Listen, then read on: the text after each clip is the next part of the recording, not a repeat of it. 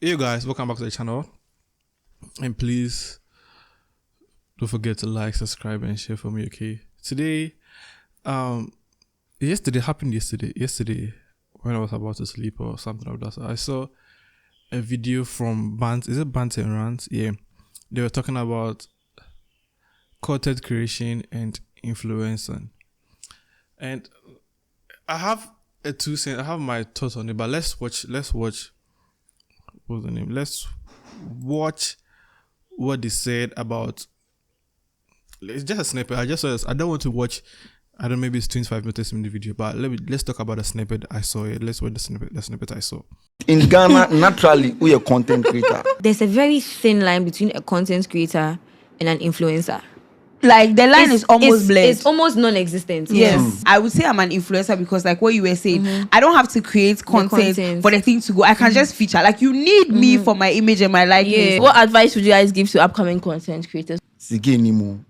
So, since we have all listened to it, you could clearly hear when they said content creation and influencing. There's a very thin line between them. And for me, I think it's a lie. There is no thin line between these two of them. There is nothing. It is a huge gap with content creation and influencing.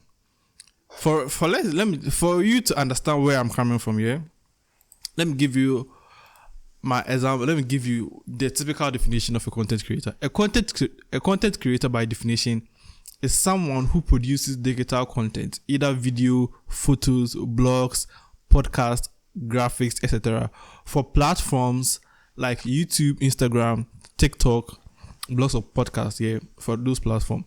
The key trait of a content creator is focusing on creating value, entertaining, and informative content. May not always have a large following, can specialize in areas like video editing, photography, writing, animation, or audio. The goal of a content creator is to engage, educate, and entertain an audience through craft output. That is the definition of a content creator. Now, let's go to a definition of an influencer. An influencer, by definition, is someone who has built trust and credibility with an audience and can influence their followers' purchasing decision or opinions. A person who can sway your decision in getting a product or a service. A key trait for an influencer is the focus of an influencer is on personal branding and audience engagement. They often work with brands to promote products or ideas. The key asset is their influence over people, not necessarily the depth or content they create. Often monetizes via sponsorship, partnership, and brand deals. So here, since we have the normal typical definition of both, let me go to what Amabelan said. Amabelan said, I don't think there is a thin line. Every influencer can be a content creator, but not every content creator can be an influencer. And being an influencer isn't just about views. Isn't just getting views and likes. Are your views translating? It's a long conversation. The line is a thing. And I agree 100% with her. I agree 100% because content creation is a different thing altogether than influencing. For an influencer, let's use Khalid as an example. Khalid just woke up one day, started tweeting, started making an agenda on Twitter, and he gathered a huge following, like 1.4 million or something. And he realized that, okay, since I have that following and this audience or this community, I could say something to them and they might either follow me or not. But there's a possibility that since they've become a community and they've liked me or I created or something of that sort, if I say, okay, I am selling this for 2 cedis, there is a high possibility that they will buy it. Yeah, there's a highly possibility that they will buy it. So that's what I'm talking about. So there's never a blur line. There is never a blur line of content creator. No, somebody can be a content creator and an influencer. Somebody can just be a content creator. Somebody can just be an influencer. There is no thin line anywhere. You say there's a thin line, make everything confusing. Because to you think for somebody to be a content creator, it goes both ways as an because we interchange that thing. In Ghana, we interchange maybe it's not in Ghana, but in the social media realm, we interchange these things. We just call some a content creator influencer, call it an influencer content creator. So we interchange them. That's what makes it difficult for people to grasp what or the extent or the extent to the extreme level an influencer or a content creator is. Now, what Amabella said about is your views translating. Yes, you could have 10 million views on a video you create every day, but are they translating to real life? Let's use Amabella. Let me I've been using people, but let me just use Amabella too. Amabella started as a content creator. From the little research I know she started as a content creator, creating videos on YouTube because I was watching her most of the videos, and she began growing. People tend to like her, and she realized, okay, she pivoted into influencing. She started as a content creator, and when she got the views and she got the audience, she pivoted into influencing. She started working with brands because her views were translating in real life. Brands came to her to promote their product or their services, and when the brands came to her, the result they were getting from her was amusing. I'm just assuming that's what happened. But I know that's what happened because if her views were not translating to real life, what's the name? The brands will not be working with her time and time. So, even if I get 50,000 views on Twitter or on YouTube or whatever, are my 50,000 people, are the 50,000 views coming into real life? That's the thing. The thing is, are your views translating? If your views are translating, as a content creator, if your views are translating, then you could say you are influencing a little bit. I don't know if you guys are understanding what I mean. Let me just give you another example here. Kojo Sheldon. Kojo Sheldon is a content creator. He is a content creator. He creates high effort commentary reaction videos on YouTube. Yeah, that's what he does.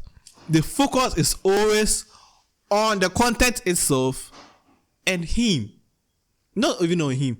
The video is always on the content itself. His personal life is not part of it. Therefore, making him a content creator. He creates content to engage people. His influencer skill is a secondary matter. The primary skill of Kojo Sheldon is a content creator. His influencing is secondary because brands realize that, okay, this guy is creating content day in and day out. He has become one of the, should I say, networking or media people in town. So maybe if we attach to his image, his likeness, what people will tend to like our products, our services, and maybe we get more revenue, whatever, whatsoever. Yeah. So they said, okay, let me just talk to him.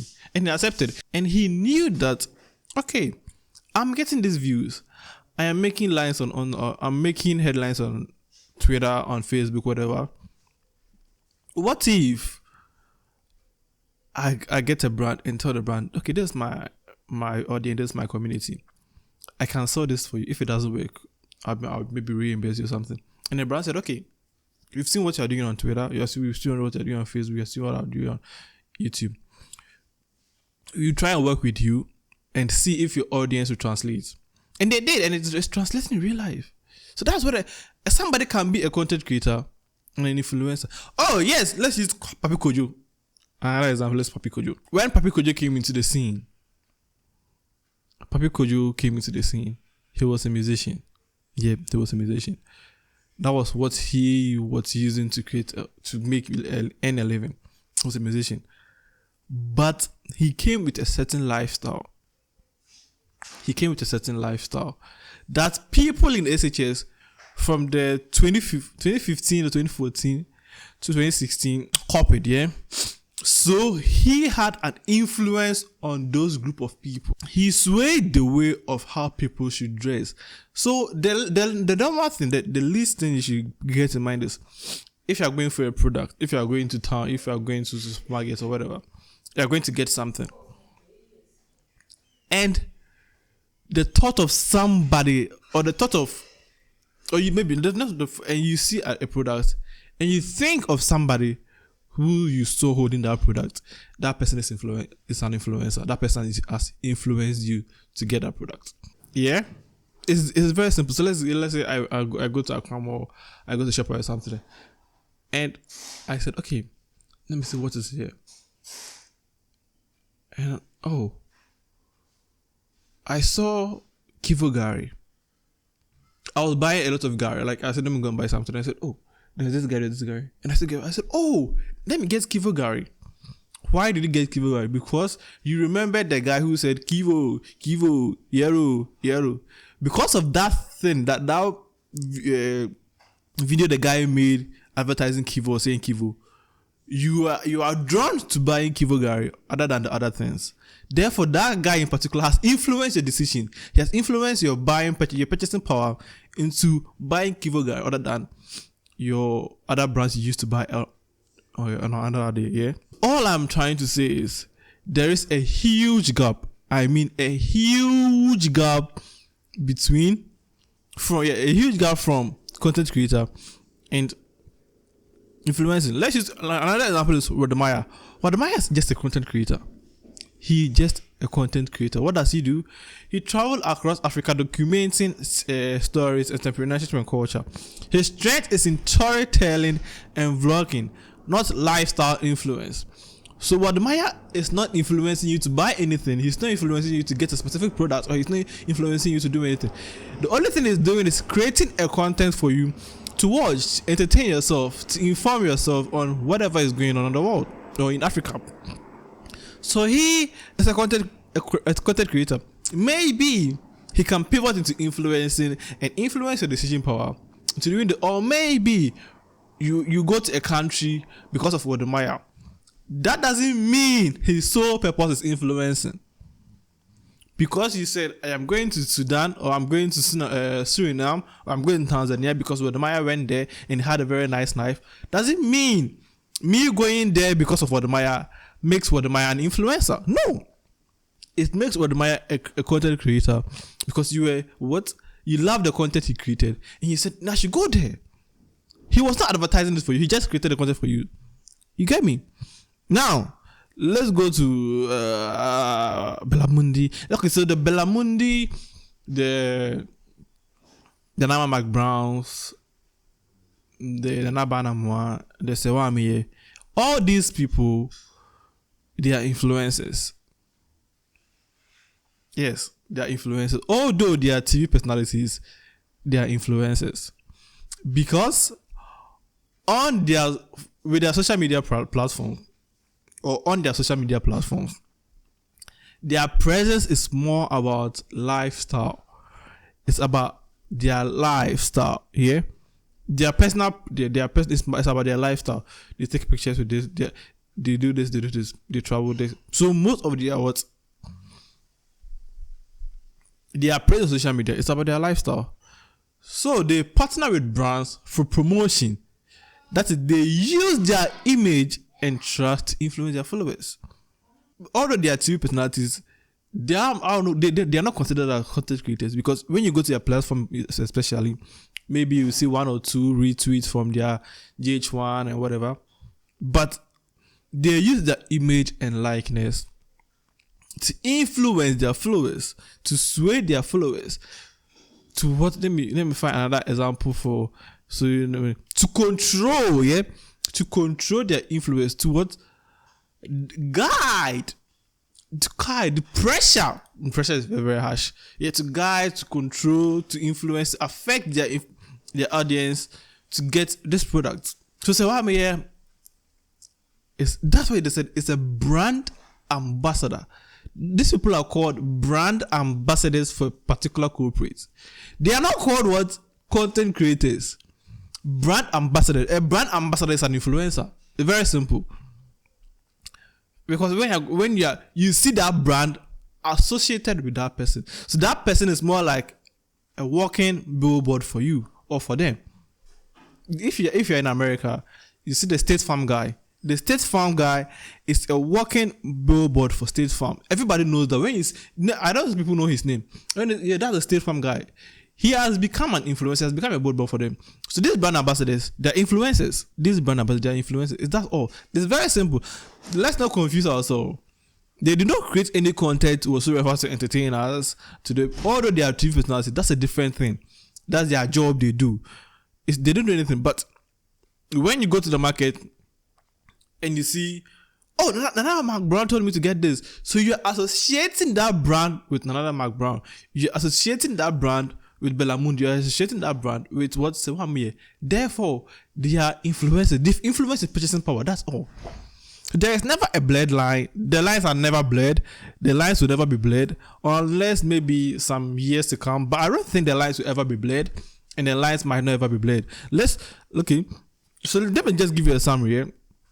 A summary of who a content creator is and who an influencer is. For content creator, the main focus is creating content, video, blogs, audio. For an influencer, the main focus is influencing your opinion and your behavior. The audience size. A content creator can have a small or a large audience size. For an influencer, your audience size is usually large and they are loyal. For monetization, content creators get their monetization from ads, platform, or products. So a YouTuber or most especially get their revenue from ads. That's all. Yeah, maybe if the person is a small YouTuber like me, you get your money through ads. That's all. Or you get your primary source of living is from the ads or from the platform. But for an influencer, it's through brand deals and promotion. So you are getting your money from the brand itself, not the platform you are promoting the brand on. You get the money from the brand itself. You get me? Relationship to brands may or may not work with brands. For a content creator, you may or may not work with brands. But for an influencer, you often work with them. Because that's what you are trying to do. You are trying to associate yourself with the brand so that you influence your power over your supporters, over your audience, over your community. The goal of a content creator is to inform, entertain, or educate. The goal of an influencer is to promote or persuade. So when you go to town one day, or when you go to town, when you're buying something, and the thought of somebody comes to mind that, okay, let me get this product because Amabeland was getting it, or because Amabeland was eating it, because Amabeland promoted it on their TikTok. Then you are being influenced by that person. It's very simple. So there's never a blur here, but the person can be a content creator and an influencer. A YouTuber might make great content and also partner with brands. Yes. Kojo Sheldon is both. He's an influencer and a content creator. Amabeland is an influencer and a content creator. Kali J is an influencer. Haja For Real is an influencer. So you get a point now. There's never a blend line. Let's not make this a blend line situation. There's never a blend line. That's my 2 cents on it. Catch you another time, okay? Peace out.